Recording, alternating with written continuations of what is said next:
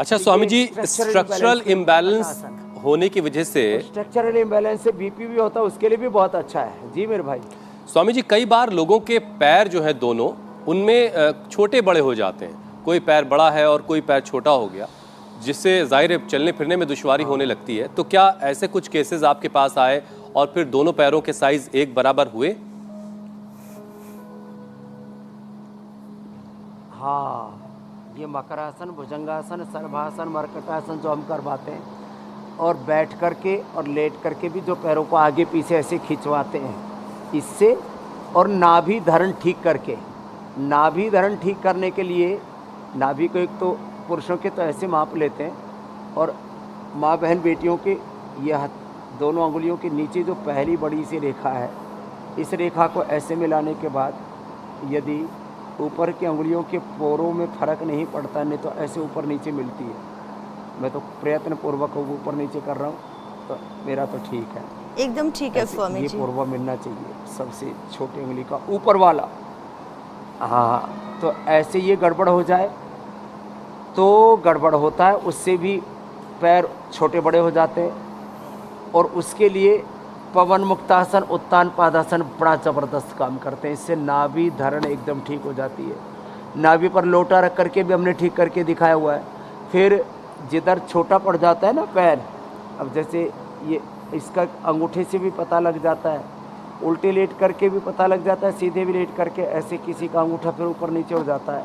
तो जो पैर छोटा पड़ जाता है उससे थोड़ा ऐसे ऐसे करके और ऐसे झटका मार देते हैं। मैं दोनों को मार लेता हूँ, जिससे कि फिर मेरा कहीं छोटा बड़ा ना हो जाए। और फिर कई तरीके हैं नाभि को अच्छे करने के, और उसमें नाभि का ऐसे अंगुली रख करके भी पता लग जाता है। मेरी तो धड़कन बीच में है, धड़कन नीचे की तरफ हो तो 10 लगता, ऊपर की तरफ हो तो कब्जा, और दाएं बाएं हो तो फिर स्ट्रक्चरल इम्बैलेंस बहुत ज़्यादा हो जाता है। तो इसमें एक तो ये पवन मुक्तासन बहुत ज़बरदस्त काम करता है ऐसे, और दूसरा उत्तान पादासन। स्वामी जी पेट से धड़कन का पता आप इसलिए लगा ले रहे हैं रामबाण है, क्योंकि पेट तो आपका बहुत ज़रा सा है, और थोड़ा सा भी पेट बाहर आने के बाद धड़कन का पता ही नहीं चलता होगा।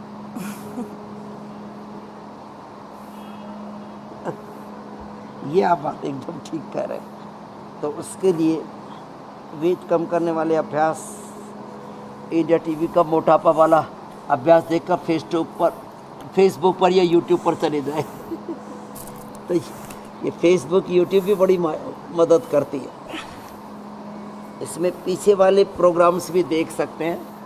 तो जिनका पेट मोटा हो जाए, 3 अभ्यास तो हम बताते हैं, ये भी स्ट्रक्चरल इम्बैलेंस को दूर करता है। ऐसे और फिर ऐसे, ये पूरा दोनों पैरों को हम तो इसलिए घुमा पा रहे हैं कि हमारा पेट मोटू राम नहीं है, पतलू राम है। बाकी तो लोग इतने मोटे हो जाते रहे, राम राम राम राम, उनकी नाभि ढूंढनी पड़ती है, खो जाती है। कुछ लोग खुद में ही खो जाते हैं, नाभि भी खो जाती है। तो सबको हम ढूंढ रहे हैं, अपनी खोज करा रहे हैं, अपनी खोज। आत्मावारे द्रष्टव्य, श्रोतव्य, मंतव्य, निधिध्यासितव्य। आत्मबोध, आत्मोपचार, आत्म साक्षात्कार, आत्म संयम, आत्मानुशासन, यही तो योग है। तो खैर, तो स्वामी जी अब अगला विषय लेते हैं। बैलेंस का पूरा पैकेज बता दिया। जी जी जरूर जरूर मेरे भाई। स्वामी जी, स्ट्रक्चरल इम्बैलेंस का असर जाहिर है हमारे न्यूरो सिस्टम पर भी पड़ता होगा। ब्रेन डिसऑर्डर से जुड़ी परेशानी भी इसकी वजह से होती होगी।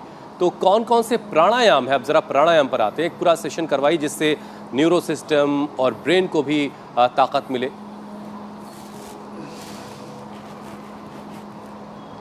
तो देखो, ब्रेन पर तो बहुत ज़्यादा असर पड़ता है, इसलिए मैंने कहा पेट का और दिमाग का, 2 का ठीक रहना बहुत ज़रूरी है। यदि किसी का पेट ठीक है और दिमाग ठीक है तो फिर तो ज़िंदगी में कोई समस्या हो ही नहीं सकती। आज हमारे डॉक्टर अनुराग वार्ष्णेय जी बोल रहे थे, हमने सी एलिगेंस के ऊपर सबसे पहला रिसर्च किया दुनिया में, ब्रेन और नर्वस सिस्टम के डिसऑर्डर्स पर, पार्किंसंस पर, अल्जाइमर पर, डिमेंशिया पर। ब्रेन के न्यूरॉन्स पर, किडनी के नेफ्रॉन्स पर और लंग के अल्वोलाइज पर सबसे पहला किसी ने रिसर्च किया तो पतंजलि है। चलो किडनी के लिए तो रीनोग्रिड, लंग के लिए स्वासारी ब्रोनकोम और ये भस्त्रिका तो फेफड़ों से लेकर के ब्रेन नर्वस सिस्टम सबके लिए है। जिनका मस्तिष्क पर असर हो जाए तो न्यूरोग्रिड और इम्यूनोग्रिड खाली पेट सुबह शाम, और मैदा उठी और मेमोग्रिड खाने के बाद दे दे और मैदा पात के साथ दे दे और साथ में दूध में ब्राह्मी घृत या गाय का घी 1 चम्मच रोज खाते रहें, फ्लैक्स सीड ले लें या ओमेगा ले लें, तो ब्रेन नर्वस सिस्टम पर कोई असर बुरा होगा ही नहीं।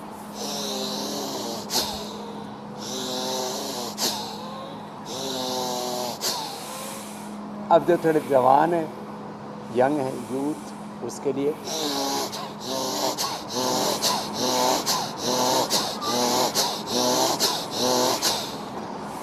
अब तो करोड़ों देशवासी हमारे साथ साथ रोज अलग अलग प्रकार का योगाभ्यास करके स्ट्रक्चरल इम्बैलेंस, योग क्यूरेटिव भी है, प्रिवेंटिव भी है।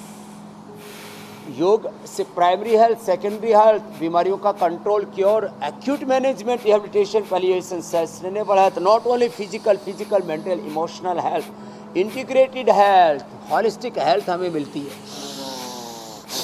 भस्त्रिका 2 से 5 मिनट,